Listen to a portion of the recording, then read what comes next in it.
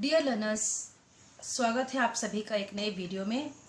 आज की इस वीडियो में हम लोग बात करेंगे थियरी ऑफ क्लासिकल कंडीशनिंग की, जो कि इवान पावलोव ने दी थी। जब भी हम लोग बात करते हैं मनोविज्ञान की, तो ये इवान पावलोव की थियरी बहुत ही इंपॉर्टेंट हो जाती है और इस थियरी को सबसे महत्वपूर्ण टॉपिक माना जाता है अधिगम का सिद्धांत में।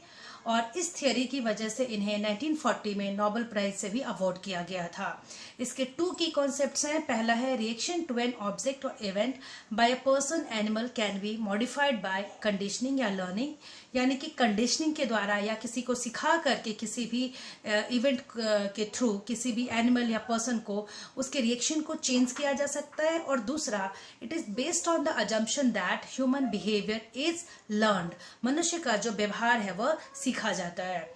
इसे इंग्लिश में तो वैसे क्लासिकल और ऑपरेंट कंडीशनिंग दो नाम हैं अलग अलग, और इसमें कोई कंफ्यूजन नहीं होता है। जबकि हम लोग हिंदी में जब एग्जाम्स में क्वेश्चंस आते हैं तो कई बार बच्चे बड़े कंफ्यूज हो जाते हैं, और इसीलिए मैंने यहाँ कुछ संकलित किया है कि क्लासिकल कंडीशनिंग यानी कि अनुकूलित अनुक्रिया के सिद्धांत को हिंदी में और किस किस नाम से जाना जाता है। पहला है शास्त्रीय अनुबंधन का सिद्धांत, संबंध प्रतिक्रिया का सिद्धांत, संबंध प्रत्यावर्तन का सिद्धांत, क्लासिकी अनुबंधन का सिद्धांत और पावलोव का सिद्धांत। तो ये है ही, तो कई तरह के नाम हैं इसके। फिर कुछ की टर्म्स हैं इस थियरी में जिसे कि फ्रीक्वेंटली यूज किया जाता है। स्टिमुलस, स्टिमुलस होता है ए थिंग और event that evokes a specific reaction. Response होता है reaction to a specific stimulus. Acquisition को हिंदी में कहा जाता है अधिग्रहण कर लेना। एक्सटेंशन का मतलब होता है किसी चीज को विलुप्त कर देना। स्पॉन्टेनियस रिकवरी का मतलब होता है किसी चीज की सहज पुनः प्राप्ति हो जाना। स्टिमुलस जेनरलाइजेशन का मतलब है कि उत्तेजना का सामान्यकरण करना। और डिस्क्रिमिनेशन का मतलब है कि किसी भी उत्तेजना के में भेदभाव कर पाने में सक्षम हो पाना। तो ये सारे कुछ की टर्म्स हैं जो कि इस थियरी में बार बार रिपीट होते हैं।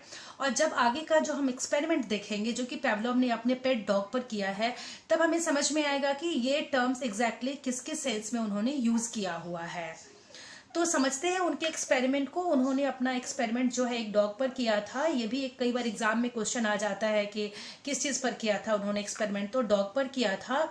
और इस डॉग पर उन्होंने क्या किया कि डॉग को एक कक्ष में बंद कर दिया, ध्वनि रहित कक्ष, साउंड प्रूफ क्लास आप कह सकते हैं, रूम में रख दिया और उसे भूखा रखा। उसके बाद उन्होंने उसमें खिड़की भी बनाई थी। कुत्ते की लार की नली को काटकर इस प्रकार उन्होंने एडजस्ट कर दिया कि जो भी लार निकले वो एक कांच का ट्यूब था उसमें गिरे और उसको मापा जा सके।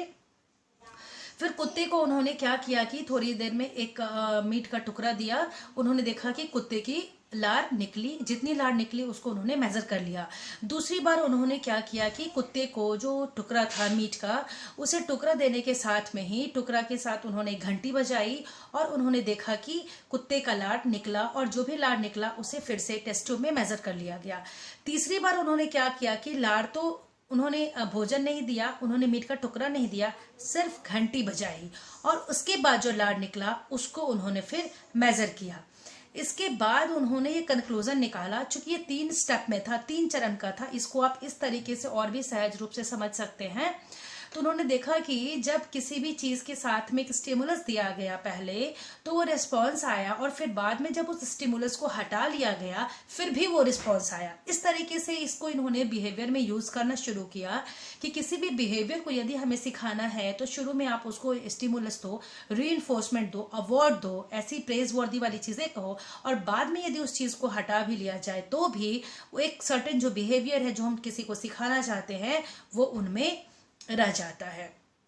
देखिए दोस्तों, इसको बहुत सरल शब्दों में कुछ यूं समझ सकते हैं कि जैसे कि सपोज एक आप एक एक्सपेरिमेंट करिए, do a very small experiment, close your eyes and think of any favourite food of yours. It may be a cake, golgappa, achar, imli, ऐसे कुछ चीजों का आप ख्याल करिए। Is your mouth watering?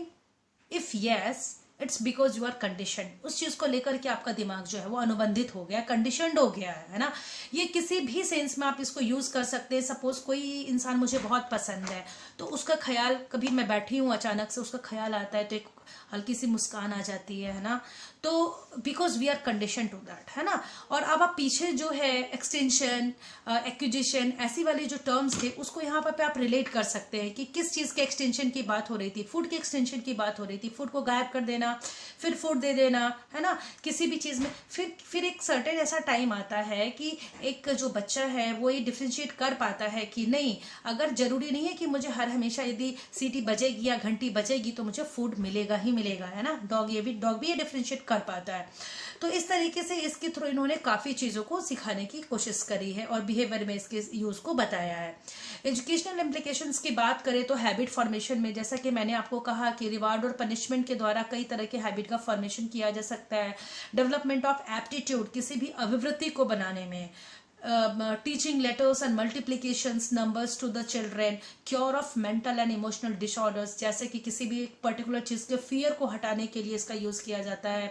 Contribution बहुत लेंदी है, इसके एक एक यदि चीज़ों को हम लोग समझना शुरू करें कि कैसे किसी के फियर को हटाया जाता है, सब्सिक्वेंट कैसे पहले चीज़ों को इंट्रोड्यूस की जाती है, तो ये थियरी भी काफ़ी इंटरेस्टिंग है और चीज़ों को सीखना भी बहुत ही इंटरेस्टिंग है। पर चूंकि हमारे एग्जाम पॉइंट ऑफ व्यू से जो चीज़ें बहुत इंपॉर्टेंट है, सिर्फ मैं उसी को यहाँ पे डिस्कस करना चाहती हूँ। यदि क्रिटिक्स की बात करें, क्योंकि क्रिटिक के बिना कोई भी थियरी बिल्कुल अधूरी होती है, तो क्रिटिक की बात करें तो humans are not machines, human है मशीन नहीं है। और ह्यूमंस कैन रैशनलाइज थिंग्स, वो किसी भी चीज़ों को सोच सकते हैं, सही गलत में फ़र्क कर सकते हैं। तो जो पैवलोव ने एक्सपेरिमेंट किया उसमें ये उन्होंने कहा कि ह्यूमन जो है वो एक मशीन की तरह है उसको, लेकिन ऐसा नहीं है, वो क्रियाशील है इंसान। और वो जब हम चाहे किसी भी चीज़ को, यदि वो रिजिड हो जाए तो हम उसको नहीं सिखा सकते हैं, और जब उसकी विलिंगनेस किसी भी चीज को सीखने की है, क्रियाशीलता है उसमें सीखने की, तभी किसी चीज को सिखाया जा सकता है। Again there is instability in learning, यानी कि इसमें एक सीखने में अस्थायित्व होता है।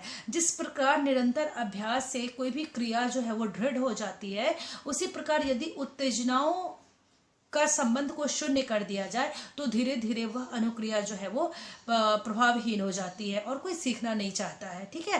फिर sometimes this is not appropriate learning, क्योंकि बच्चे किसी भी चीज़ को यदि शुरू से कंडीशनड होकर के सीखते चले जाते हैं, सपोज घर में उन्हें सिर्फ यदि पैम्परिंग की जाती है कि पैम्परिंग के थ्रू ही कुछ उन्हें सिखाया जाता है, अगर वो अपने दूसरे सोशल सेटिंग में, मे बी हॉस्टल में, मे बी स्कूल में जाते हैं और वहाँ उन्हें टीचर यदि सबके साथ जैसा पर्सनल अटेंशन नहीं दे या उनके साथ कुछ इस तरीके से बिहेव करे, तो बच्चे अरोगेंट हो सकते हैं और उनमें लर्निंग जो है उस तरीके से अप्रोप्रिएट नहीं होगी। नेक्स्ट है only for children and animals, बड़े जो है वो चीज़ों को बड़े अच्छे से रेशनलाइज कर लेते हैं और उन्हें सही गलत में फर्क पता होता है, तो ये सिर्फ बच्चों पे और एनिमल्स पे ही किया जा सकता है। All events can not be affected, सारी घटनाएं जो है उनको हम लोग इस तरीके से नहीं कर सकते जैसे कि हमने कुत्ते के साथ एक एक्सपेरिमेंट में करके दिखा दिया। दोस्तों सरल शब्दों में कहें तो जैसे कि सपोज एक बच्चा है, वो स्कूल जा रहा है, रास्ते में एक हलवाई की दुकान आती है और वो हलवाई की दुकान पे गुजर रहा होता है, वो खूब खुशबू आ रही होती है, भीनी भीनी खुशबू, और वो खुशबू सूंघते ही उसके मुंह में पानी आ जाता है। ये एक नेचुरल रिस्पॉन्स है और जो ये हलवाई की दुकान से गुजर रहा है, नेचुरल स्टिमुलस उसको मिल रहा है और नेचुरल रिस्पॉन्स वो दे रहा है। बिहेवियर के कई सारे एस्पेक्ट में ये चीज़ें होती है और इसका डे टू डे लाइफ में भी हम लोग कई बार इसको रियलाइज करते हैं। तो थियरी जब भी हम लोग पढ़ते हैं तो हमें पहले अपने जो डे टू डे में जो इवेंट हो रही है, बहुत सारे बच्चे ऐसा पूछते हैं कि मैम ये कैसे समझ में आएगा, ये थियरी है, और थियरी वाली जो चीज़ें हैं बच्चों को बहुत टफ लगती है, लेकिन मेरे ख्याल से ये चीज़ें बहुत ही सरल है। और यदि आप इसको डे टू डे के इवेंट से रिलेट करें और वहाँ पे समझने की कोशिश करें कि ये क्या चीज़ है, तो ये आपके लिए बहुत ही आसान हो जाएगी। यदि आपने मेरे चैनल को अभी तक सब्सक्राइब नहीं किया है फ्रेंड्स, तो आप इसे सब्सक्राइब कर सकते हैं। मैं अगले कमिंग स्लाइड्स में, कमिंग वीडियोज़ में और भी कई सारे थियरीज को कवर करूँगी शॉर्ट एंड बहुत ही ईजी टू अंडरस्टैंड वे में। Thank you so much for patience listening.